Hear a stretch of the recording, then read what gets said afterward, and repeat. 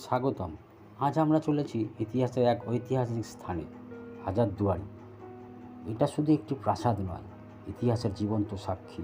পশ্চিমবঙ্গের মুর্শিদাবাদের বুকে দাঁড়িয়ে আছে এই রাজকীয় প্রাসাদ, যার নাম হাজারদুয়ারি। হাজার মানে 1000, আর দুয়ারি মানে দরজা।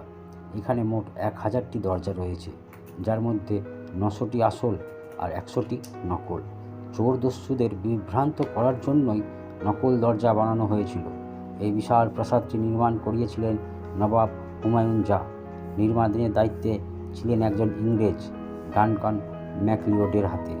এর নির্মাণ কাজ শুরু হয় 1829 সালে এবং শেষ হয় 1837 সালে।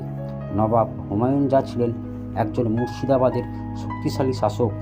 তিনি এই প্রাসাদ তৈরি করেছিলেন তার প্রশাসনিক কাজকর্ম এবং রাজকীয় জীবনযাপনের জন্য। হাজারদুয়ারির ভেতরে এখন রয়েছে একটি বিশাল মিউজিয়াম।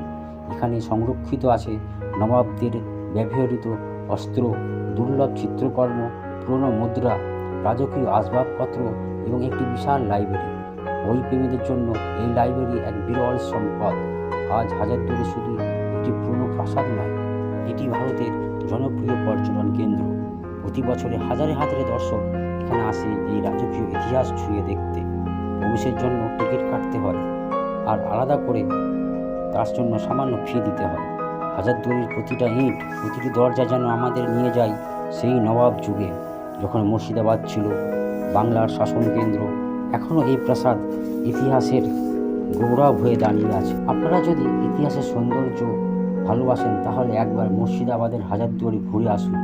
একবার দেখলে আজীবন মনে থেকে যাবে। ভিডিওটি যদি ভালো লেগে থাকে, লাইক করুন, শেয়ার করুন এবং চ্যানেলটিকে অবশ্যই সাবস্ক্রাইব করতে ভুলবেন না।